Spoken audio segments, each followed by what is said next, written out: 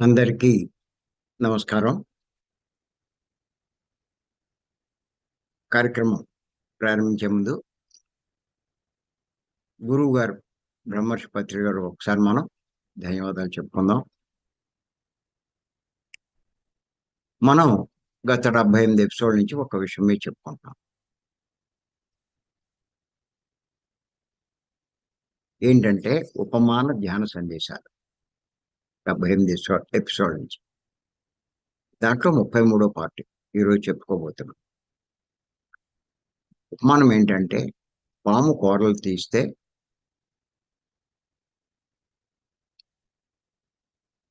ఎవరికి హాని చేయలేదు. అలాగే మానవుల్లో చెడు తొలగిస్తే ఎవరికి హాని చేయడు.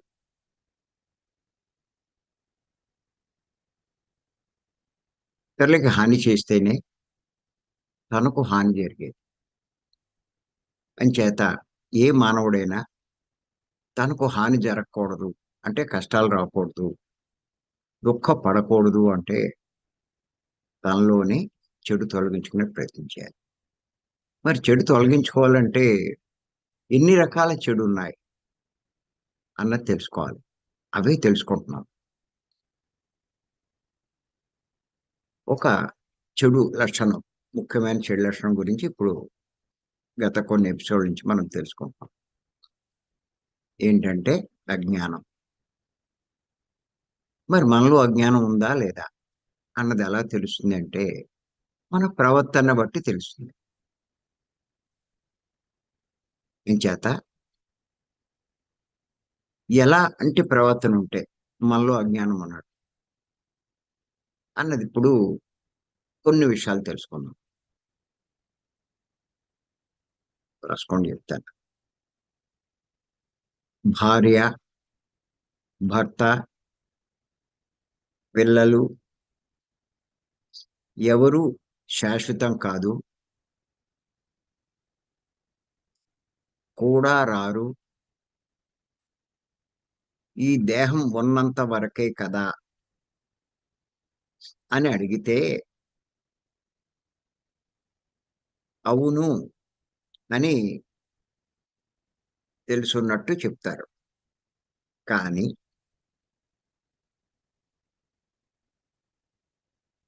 వారంతా శాశ్వతం అన్నట్టు ప్రవర్తించడం, వారి మీద మమకారం పెంచుకోవడం, వారి గురించి ఆత్మను అంటే తనను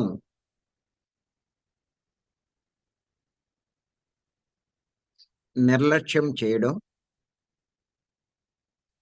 అజ్ఞానం.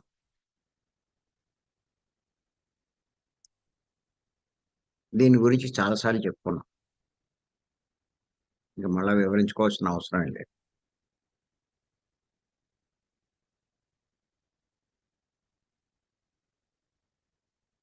మరొకటి తెలుసుకుందాం. అజ్ఞాన లక్షణం. కోరికలే దుఃఖానికి మూలమంటూ మరల అన్నీ కోరుతూ ఉండడం, అన్నీ ఆశిస్తూ ఉండడం, కష్టాలకు, సమస్యలకు కారణం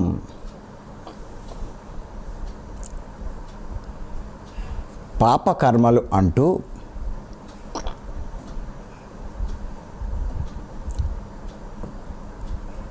మరల పాపకర్మలు చేయడం అజ్ఞానం. మానవులంతా పుట్టినప్పుడు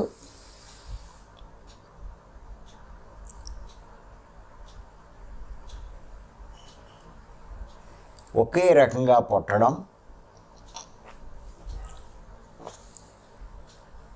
చనిపోయినప్పుడు ఒకే రకంగా చనిపోవడం.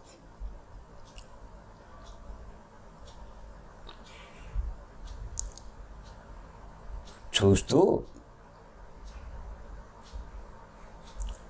వేరే వేరే కులాలు, మతాలు అన్నట్టుగా జీవించడం, ప్రవర్తించడం అజ్ఞానం. ఇది కూడా చాలా ఇంపార్టెంటే. ఎందుకంటే ఎవరైనా కనపడగానే మీది ఏ కులం అండి అని అడిగేస్తూ ఉంటారు. ఎందుకు అంత ఆసక్తి? ఏం చేసుకుంటారు కులాన్ని? మనదంతా మానవ కులం, మానవ జాతి.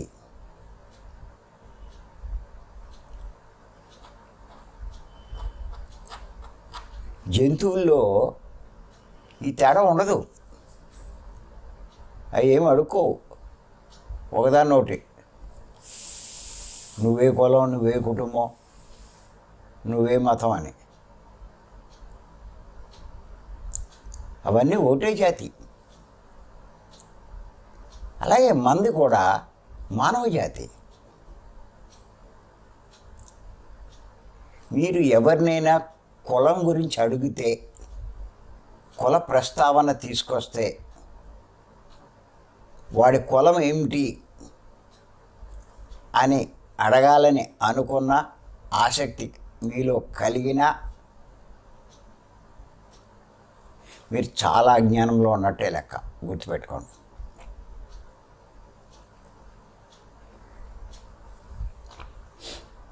నిజంగా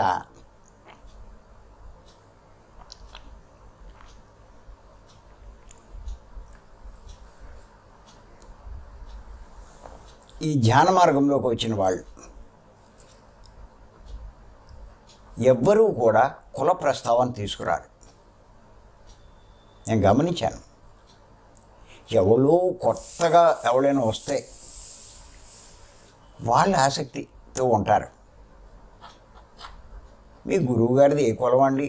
గురువుగారి కులం కూడా కావాలి వీళ్ళకి. ఎంత విచిత్రం.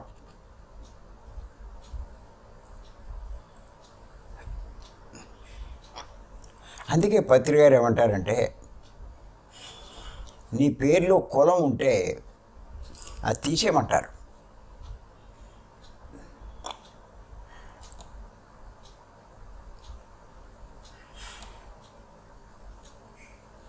ప్రత్యేకతలు ఏమి వద్దంటారు ఆయన.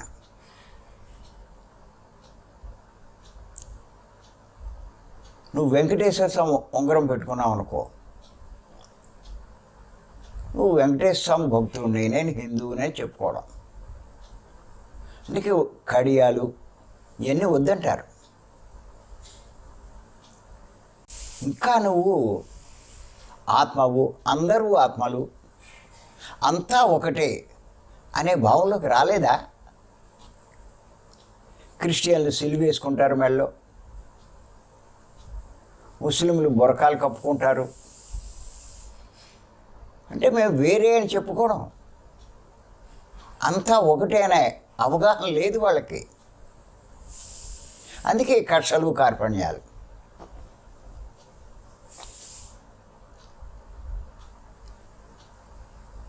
నువ్వు ఎప్పుడు ఎదిగినట్టు అంతా ఒక్కటే అని అర్థం చేసుకున్నప్పుడు గుర్తుపెట్టుకోండి. ఇంకా నీకు ఈ భేదభావాలా? ఇంకా నీకు ఈ అవగాహన లేదా? ఇది తెలుసుకుంటే నువ్వు చాలా జ్ఞానం సంపాదించినట్టు, చాలా ఎదిగినట్టు. అంచేత తప్పనిసరిగా ఎన్ని తెలుసుకోవాలి.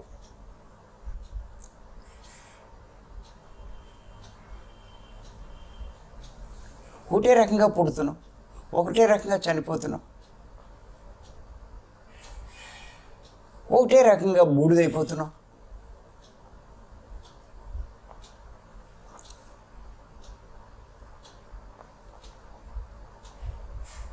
అందరినీ ఒకే శ్మశానంలోకి తీసుకెళ్ళాలి. కులాలను బట్టి అక్కడ శ్మశానాలు ఉండవు. పెట్టుకుంటే అజ్ఞానం అంతే.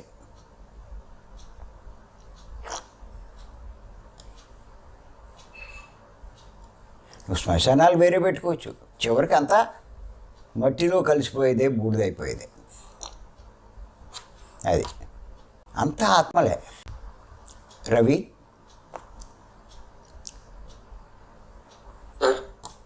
ఒక్కసారి నేను ఒక వీడియో పెట్టాను చూడు నీకు ఫోన్లో, అది ప్లే చేయాలి. పూర్వం ఒక అందమైన ఆశ్రమం ఉండేది. అందులో ఒక గురువు, కొంతమంది శిష్యులు ఉండేవారు. ఆ గురువు గొప్ప తపశ్శక్తి సంపన్నుడు, చాలా గొప్పవాడు. ఆ గురువు వద్ద శిష్యుడిగా చేరడానికి చాలా మంది వచ్చేవారు. అలా వచ్చిన వారిలో కొంతమందిని గురువుగారు నేరుగా ఆశ్రమంలోకి చేర్చుకునేవారు. మరికొంతమందిని మాత్రం మీరు ఒక రోజు రాత్రి శ్మశానంలో గడిపిరండి, అప్పుడే మిమ్మల్ని ఆశ్రమంలో చేర్చుకుంటాను అని చెప్పేవాడు. ఇలా కాలం గడుస్తూ ఉండగా ఒక రోజున ఒక వ్యక్తి ఆశ్రమం ముందుకు వచ్చి, గురువుగారు, మీరు నన్ను మీ శిష్యునిగా చేర్చుకోండి అంటూ అడుగుతాడు. అప్పుడు ఆ గురువు, నాయనా, నువ్వు నా శిష్యునిగా ఉండాలంటే ఒకరోజు పూర్తిగా శ్మశానంలోనే గడపాలి. అలా నువ్వు అక్కడ ఏది చూసినా, దాని నుండి నువ్వు ఏమి తెలుసుకున్నా మరుసటి రోజు వచ్చి నాకు వివరించాలి. అలా చేస్తేనే నేను నిన్ను నా ఆశ్రమంలో చేర్చుకుంటాను అని అంటాడు. అది విన్న అతను ఆశ్చర్యపోయాడు. గురువుగారు, మధ్యాహ్నమైతే పర్వాలేదు, కానీ రాత్రి సమయంలో శ్మశానంలో ఉండడం మంచిది కాదు అని అంటాడు. అప్పుడు ఆ గురువు, ఎందుకు మంచిది కాదు? అక్కడ రాత్రి ఏం జరుగుతుంది అని అడుగుతాడు. అప్పుడు ఆ శిష్యుడు, గురువుగారు, రాత్రి సమయంలో శ్మశానంలో భూత ప్రేతాలు ఉంటాయి, అవి నన్ను ఏమైనా చెయ్యవచ్చు. అప్పుడు గురువుగారు, నాయనా, మరి నువ్వు ఎప్పుడైనా భూత ప్రేతాలను చూశావా? శిష్యుడన్నాడు, లేదు, చూడలేదు, కానీ నేను విన్నాను. కొంతమందికి భూతాలు ఆవహిస్తాయి, దయ్యాలు పట్టుకుంటాయి. ఆ సమయంలో వారు వింత వింతగా ప్రవర్తిస్తారు అని నేను విన్నాను. అప్పుడు ఆ గురువుగారు, నాయనా, ఇవన్నీ కూడా నువ్వు విన్నవి మాత్రమే కదా, మరి వాటి గురించి పూర్తిగా తెలుసుకోవాలి కదా. అందువల్ల నువ్వు ఒక్క పగలు, ఒక్క రాత్రి అక్కడే ఉండి చూడు. ఆ తరువాత భూత ప్రేతాలు ఉన్నాయా లేవా అనేది నువ్వే వచ్చి చెప్పు. ఒకవేళ నీకే గనక ఆ భూతాలు కనబడితే వాటిని అడిగి వాటి వివరాలు తెలుసుకో. అవి ఎలా ఉంటాయి, అవి ఏమి తింటున్నాయి అనేది తెలుసుకో. ఒకవేళ నీకే గనక అవి కనబడకపోతే ఇక నీకే తెలిసిపోతుంది కదా భూత ప్రేతాలు లేవు అని. అందువల్ల నువ్వు మాత్రం భయపడకు. అక్కడ ఏమి జరిగినా మరుసటి రోజు వచ్చి ఇక్కడ చెప్పు. నీ ప్రాణాలకు మాత్రం ఏ హాని జరగదు. ధైర్యంగా వెళ్ళు అని అంటాడు. అప్పుడు ఆ వ్యక్తి, సరే గురువుగారు, మీరు చెప్పినట్టుగానే నేను ఒక రోజు పగలు రాత్రి శ్మశానంలో గడుపుతాను అని అంటాడు. అప్పుడు ఆ గురువు, సరే నాయనా, ఈ రోజు రాత్రికి ఇక్కడే ఉండి రేపు ఉదయాన్నే శ్మశానానికి బయలుదేరు అని అంటాడు. ఆ తరువాత గురువుగారు కొంతమంది శిష్యులను పిలిచి, మీరు అతని వెనకాలే శ్మశానానికి వెళ్ళండి, అతను ఏం చేస్తున్నాడో గమనించండి, కానీ మీరు అతని వెనకాలే ఉన్నట్టుగా అతనికి తెలియకూడదు అని అంటాడు. ఆ మరుసటి రోజు ఉదయాన్నే ఆ వ్యక్తి గురువు వద్దకు వెళ్ళి, గురువుగారు, నేను మీరు చెప్పినట్టుగానే శ్మశానానికి వెళ్తున్నాను అని అంటాడు. గురువుగారు, సరే నాయనా, వెళ్ళు అని అంటాడు. ఆ వ్యక్తి శ్మశానానికి చేరుకున్నాడు. అతని వెనకాలే అతనికి తెలియకుండా కొంతమంది శిష్యులు కూడా శ్మశానానికి చేరుకొని దూరం నుండి అతనిని గమనిస్తున్నారు. అలా ఆ వ్యక్తి ఒక రోజు మొత్తం అక్కడే గడిపి మరుసటి రోజు ఆశ్రమానికి చేరుకున్నాడు. అప్పుడు ఆ గురువుగారు అతడిని చూసి ఒక నవ్వు నవ్వి, నాయనా, నువ్వు పూర్తిగా ఒక రోజు మొత్తం శ్మశానంలోనే గడిపావు కదా, నువ్వు ఏం చూశావు, దాని నుండి నువ్వు ఏం నేర్చుకున్నావు, ఏం తెలుసుకున్నావో నాకు చెప్పు అని అంటాడు. అప్పుడు ఆ శిష్యుడు, గురువుగారు, నేను ప్రొద్దున్నే అక్కడికి చేరుకున్నాను. నేను వెళ్ళిన కొద్దిసేపటికే కొంతమంది ఒక శవాన్ని మోసుకు వస్తున్నారు. కొంతమంది మాత్రమే ఆ శవయాత్రలో ఉన్నారు. వారిలో కొంతమంది ఏడుస్తున్నారు. మరికొంతమంది ఇతను చాలా అదృష్టవంతుడు, ఇతనికి మంచి చావు వచ్చింది, బ్రతికి ఉన్నప్పుడు చాలా మంచి పనులు చేశాడు అని అనుకుంటున్నారు. ఇలా శవాన్ని చితిపై ఉంచి కుమారుడు చితిని అంటించి కొద్దిసేపు అక్కడే ఉన్నాడు. అలా కొద్దిసేపటి తరువాత ఒక్కొక్కరుగా అందరూ అక్కడ నుండి వెళ్ళిపోయారు. చివరికి చితికి నిప్పు పెట్టిన కొడుకు కూడా వెళ్ళిపోయాడు. ఆ తరువాత కొద్దిసేపటికే మళ్ళీ 2 శవయాత్రలు వచ్చాయి. అందులో ఒక శవం ధనవంతులది. దీనిని అందంగా ముస్తాబు చేసి తీసుకువస్తున్నారు. దాని వెనకాల చాలా మంది వస్తున్నారు. ఇంకోటి పేదవానిది. దీనిని సాదాసీదాగా తీసుకువస్తున్నారు. ఈ శవయాత్రలో చాలా తక్కువ మంది మాత్రమే ఉన్నారు. ధనవంతుని చితిని గంధం చెక్కలతో పేర్చారు. ఇక పేదవాడిది సాధారణ కర్రలతో పేర్చారు. ముందుగా ధనవంతుని చితిని కాల్చారు. ఆ తరువాత పేదవాని చితిని కాల్చారు. ఆ 2 చితులు కాలుతున్నాయి. ఆ తరువాత అందరూ అక్కడ నుండి వెళ్ళిపోయారు. కానీ నేను మాత్రం అక్కడే ఉండి 2 కాలుతున్న చితులను దీర్ఘంగా చూస్తున్నాను. అప్పుడు ఆ గురువు, నాయనా, మరి వాటిని చూసి నువ్వు ఏం తెలుసుకున్నావు అని అడుగుతాడు. అప్పుడు ఆ వ్యక్తి, గురువుగారు, 2 చితులు సమానంగానే ఉన్నాయి. ఇద్దరి శరీరాలు ఒకే రకంగా కాలుతున్నాయి. ఆ తరువాత కొద్దిసేపటికే ఇద్దరు పూర్తిగా కాలిపోయారు. అలా కాలిన తరువాత మిగిలిన ఇద్దరి బూడిద కూడా ఒకే రకంగా ఉంది. అందులో వేరే తేడా ఏమీ లేదు. ఆ తరువాత కొద్దిసేపటికే ఒక స్త్రీ యొక్క శవాన్ని తీసుకువచ్చారు. ఆ స్త్రీ యొక్క భర్త చాలా బాధపడుతున్నాడు. అక్కడికి వచ్చిన వారందరూ కూడా చాలా దుఃఖిస్తున్నారు. అందరూ ఆ స్త్రీ యొక్క భర్తను ఓదారుస్తున్నారు. అందులో కొంతమంది జ్ఞానవంతులు కూడా ఉన్నారు. వారు ఇలా అంటున్నారు, అందరూ కూడా ఏదో ఒక రోజున ఇక్కడికి రావాల్సిందే. జీవితాన్ని ధర్మబద్ధంగా, పరోపకారంగా జీవించాలి. ఎవ్వరికీ ఎప్పుడూ కష్టం కలిగించవద్దు. ధనంపై వ్యామోహం పెంచుకోకూడదు. అంతిమంగా అందరూ శ్మశానంలోకి రావాల్సిందే అంటూ అందరూ అక్కడ నుండి వెళ్ళిపోయారు. ఆ తరువాత ఎవ్వరూ రాలేదు.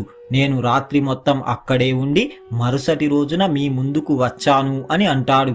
అప్పుడు ఆ గురువుగారు, నాయనా, మరి నీకు అక్కడ భూత ప్రేతాలు, దయ్యాలు లాంటివి ఏమైనా కనిపించాయా? అప్పుడు ఆ వ్యక్తి, లేదు, కనబడలేదు. నాకైతే అక్కడ ఏ భూత ప్రేతాలు కనబడలేదు. ఆ రాత్రి మొత్తం నాలో నేనే భయపడ్డాను. అక్కడి ఆకుల చప్పుడుకు భయపడ్డాను. జంతువులు చేసే శబ్దాలతో భయపడ్డాను. కానీ వేరే ఏ భూత ప్రేతాలు నాకు కనబడలేదు అని అంటాడు. అప్పుడు ఆ గురువు, సరే, ఈరోజు ఆశ్రమంలోనే విశ్రాంతి తీసుకొని మళ్ళీ రేపు ఉదయాన్నే శ్మశానానికి వెళ్ళు. ఒక్క పగలు ఒక్క రాత్రి అక్కడే గడిపిరా అని అంటాడు. అప్పుడు ఆ వ్యక్తి, గురువుగారు, మీరు ఏమంటున్నారు? మీరు చెప్పారనే కదా ఒకరోజు మొత్తం నేను శ్మశానంలోనే గడిపాను. నాకు ఎంత కష్టంగా ఉందో నాకే తెలుసు. నేను మళ్ళీ అక్కడికి వెళ్ళను అని అంటాడు. అప్పుడు ఆ గురువుగారు, నాయనా, నువ్వు ఏదైతే అతి ముఖ్యమైన విషయాన్ని తెలుసుకోవాలో దానిని నువ్వు ఇంకా తెలుసుకోలేదు. మళ్ళీ ఒకరోజు అక్కడే ఉండు. ఈసారి అది నీకు తప్పకుండా తెలుస్తుంది అని అంటాడు. అప్పుడు ఆ వ్యక్తి సరే అని చెప్పి ఆ రోజు ఆశ్రమంలోనే విశ్రాంతి తీసుకొని మరుసటి రోజు ఉదయాన్నే గురువుగారి పాదాలకు నమస్కరించి శ్మశానానికి వెళ్ళిపోయాడు. అలా ఆ వ్యక్తి పూర్తిగా ఒక రోజు మొత్తం శ్మశానంలోనే గడిపి మరుసటి రోజు గురువుగారి ముందుకు వచ్చి నిల్చున్నాడు. అలా నిల్చున్న ఆ వ్యక్తి కళ్ళల్లో ఏదో తెలుసుకున్నాను అనే ఆనందం గురువుగారికి కనబడింది. అప్పుడు ఆ గురువుగారు, నాయనా, నువ్వు దేనికోసమైతే అక్కడికి వెళ్ళావో దానిని పూర్తిగా తెలుసుకున్నావా అని అడుగుతాడు. అప్పుడు ఆ వ్యక్తి, తెలుసుకున్నాను అని అంటాడు. అప్పుడు ఆ గురువుగారు, ఏం తెలుసుకున్నావో చెప్పు అని అంటాడు. అప్పుడు ఆ వ్యక్తి నిర్మలమైన మనస్సుతో, గురువుగారు, సాయంత్రం సమయంలో నన్ను పాడె మీద పడుకోబెట్టుకొని శ్మశానానికి తీసుకువస్తున్నారు. నా వెనకాలే ఒక 15 మంది నడుస్తున్నారు. నన్ను 4 సమానంగా భుజాలపై మోస్తున్నారు. నా తండ్రి నా ముందు నడుస్తున్నాడు. కొంతమంది నా పైన పువ్వులు చల్లుతున్నారు. కొంతమంది బంధువులు నా వెనకాలే నడుస్తున్నారు. అందరూ చాలా దుఃఖిస్తున్నారు. అందరికంటే నా తండ్రి, నా తమ్ముడే ఎక్కువగా దుఃఖిస్తున్నారు. అంతమందిలో కొందరు ఎంతో దుఃఖిస్తున్నట్టుగా నటిస్తున్నారు. కొంతమంది మా నాన్నను ఓదారుస్తున్నారు. దూరంగా నిల్చున్న నా తమ్ముడు ఎంతో దుఃఖిస్తున్నాడు. కొంతమంది నా తమ్ముని వద్దకు వెళ్ళి, నాయనా, ఇక నువ్వే ఈ ఆస్తి మొత్తానికి ఏకైక వారసుడివి అని చెబుతున్నారు. మరికొంతమంది, అయ్యో, ఇలా జరిగి ఉండకూడదు, చాలా చిన్న వయసులోనే మరణించాడు, ఇంకా జీవితంలో అతను ఏమీ అనుభవించలేదు అని అంటున్నారు. ఆ తరువాత నాకు అన్ని రకాలుగా చెయ్యవలసిన క్రియలన్నీ పూర్తి చేశారు.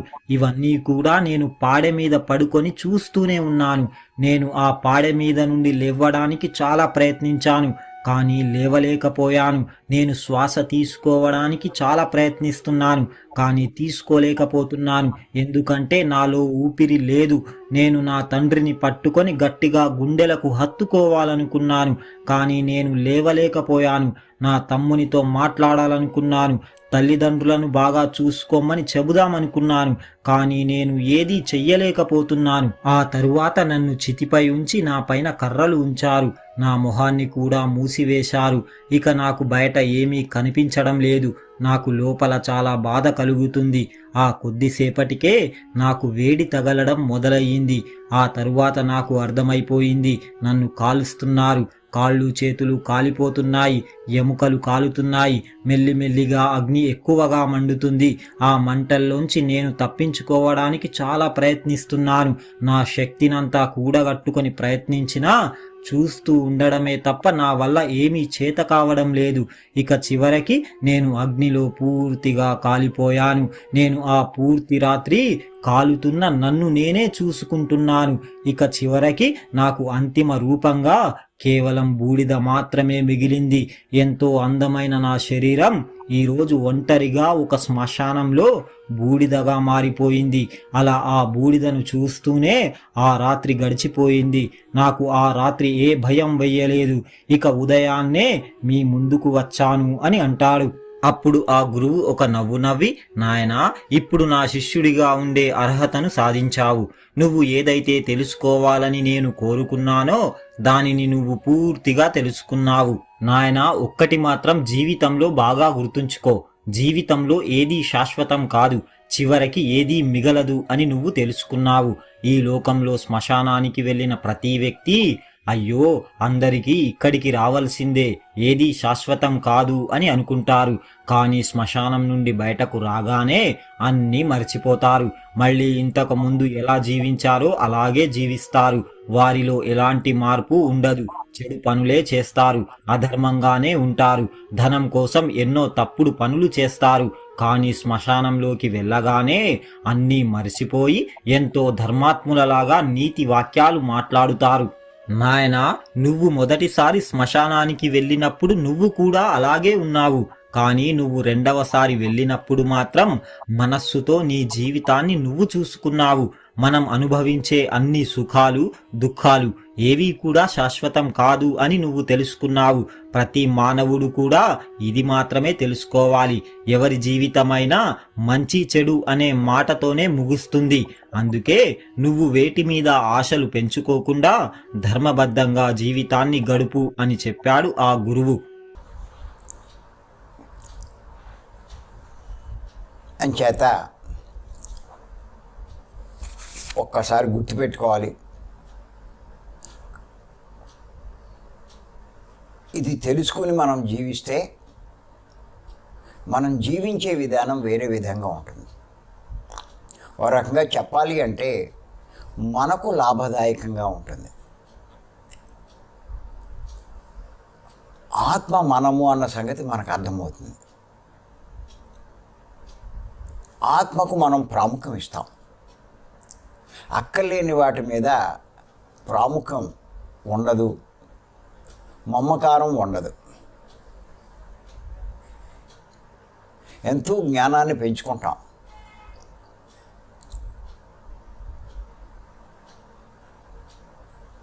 జీవితాన్ని సద్వినియోగం చేసుకుంటాం. ఆత్మైన మనము ఎంతో లాభం పొందుతాం. అందుకే బుద్ధుడు కూడా ఎవరైతే శిష్యుడిగా చేరాలని వస్తారో వాళ్ళందరికీ కండిషన్ పెట్టేవాడంట ఆయన. 3 నెలలు మీరు శ్మశానంలో గడిపి వస్తే మిమ్మల్ని తీసుకుంటాను. అర్థం కావాలి. ఇది శాశ్వతమైన జీవితం కాదు. ఎప్పుడూ ఒకప్పుడు బూడిదైపోవాల్సిందే. డబ్బున్నవాడైనా అయిపోతాడు, సామాన్యుడైనా అయిపోతాడు, ఏ మతం వాడైనా మట్టిలో కలిసిపోవాల్సిందే. మినిస్టర్ అయినా కాలిపోవాల్సిందే, ప్రైమ్ మినిస్టర్ అయినా కాలిపోవాల్సిందే. రాజు అయినా అంతే, మహారాజు అయినా అంతే, చక్రవర్తి అయినా అంతే.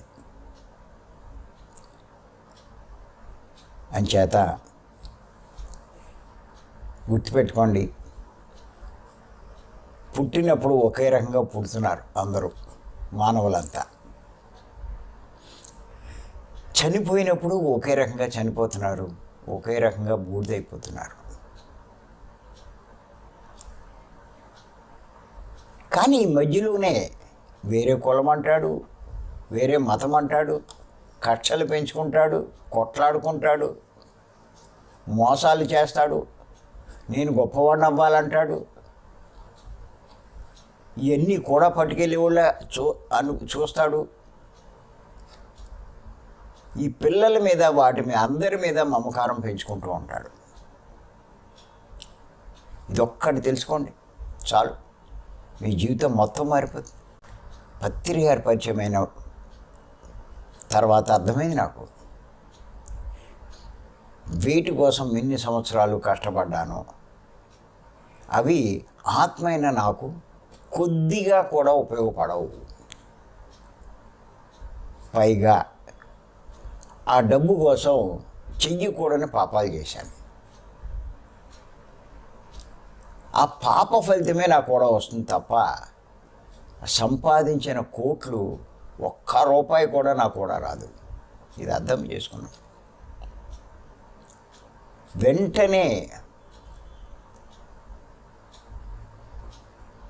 ఆ వ్యాపారాలని వదిలేశాను. నా సంపాదన మారిపోయింది. అంతకుముందు ధన సంపాదన, తర్వాత ఆత్మని తెలిసిన తర్వాత జ్ఞాన సంపాదనకి టాప్ ప్రయారిటీ ఇచ్చాను. అర్థమైంది, ఎవడైనా చివరికి శ్మశానానికి వెళ్ళవలసిందే. ఈ కాస్త దానికోసం ఎందుకు ఇంత ఆరాటం?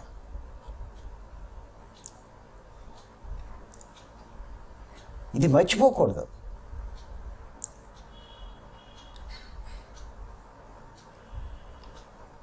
అందుకే ఆ గురువులు అది బాగా చూసి రమ్మంటారు. పత్రి గారి పరిచయం కాకముందు నేను చాలాసార్లు వెళ్ళాను శ్మశానానికి, ఎంతోమందిని తగలబెట్టాను. అక్కడ ఆ పొలాలు సర్దడం ఇవన్నీ చేశాను నేను కూడా. ఫ్యామిలీ మెంబర్సే కదా, ఎంతోమంది అంతే పెద్దలు.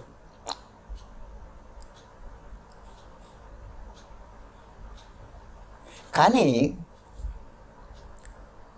ఇప్పుడు వీళ్ళు చెప్పినట్టు, ఇందులో చెప్పినట్టు ఇంటికి వస్తే మళ్ళీ మామూలే. ఓహో, పుట్టినోడు చనిపోతాడు, ఇలా కాల్ చేస్తారు, మన కొన్నాళ్ళకి మనం అంతే అనుకుంటాం. ఉన్నంతకాలం బాగా ఉండాలి కదా అనే భావం ఉండేది అప్పుడు. కానీ పత్రి గారి పరిచయం అయ్యాక నేను దేహం కాదు, నేను ఆత్మ అన్నది అవగాహన చేసుకున్నాను. అప్పుడు నాలో మార్పు వచ్చింది. ఇవన్నీ అర్థమైనవి.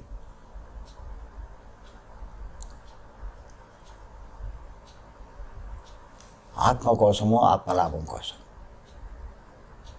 నాకున్నవన్నీ వెచ్చించడం మొదలెట్టాను, ఉపయోగించుకోవడం మొదలెట్టాను. నా ధనాన్నేటి, నా సమయాన్నేటి, నా శక్తినేటి, నా వాక్కునేటి దేహం కోసం లీస్ట్ ప్రయారిటీ, ఆత్మ కోసం టాప్ ప్రయారిటీ. ఏవో అవసరాలు ఉంటాయి కదా దేహానికి. ఆ జ్ఞానం సంపాదించాలంటే దేహం కావాలిగా. ధ్యానం చేయాలన్నా దేహం కావాలి, పుస్తకాలు చదవాలన్నా దేహం కావాలి. ఇలాంటి సందేశాలు వినాలన్నా దేహం కావాలి. సేవలు చెయ్యాలనే దేహం కావాలి. ఈ దేహం నిలబడాలంటే కొన్ని అవసరాలు అవి చూసుకోవచ్చు, తప్పేం లేదు. పత్రి గారు చెప్పినట్టు ఉంటే అనుభవించండి, లేకపోతే లేదని బాధపడకండి. ఎంత గొప్పవాళ్ళు అవుతారో మీరు, మీ ఆత్మ ఎంత గొప్పదవుతుందో ఇక్కడికంటే మీకు తర్వాత తెలుస్తుంది. అదే జ్ఞానం. అజ్ఞానం తొలగించుకోవడం అంటే అదే, ఇవన్నీ తెలుసుకోవడమే. చేత మీరు అజ్ఞానం తొలగించుకొని జ్ఞానం సంపాదించుకుంటే ఇహంలోనూ లాభాలే, పరంలోనూ లాభాలే. అవి కూడా తెలుసుకుందాం, ఎన్ని రకాల లాభాలు ఉన్నాయి. చేత రేపు మరికొన్ని విషయాలు తెలుసుకుందాం. Thank you.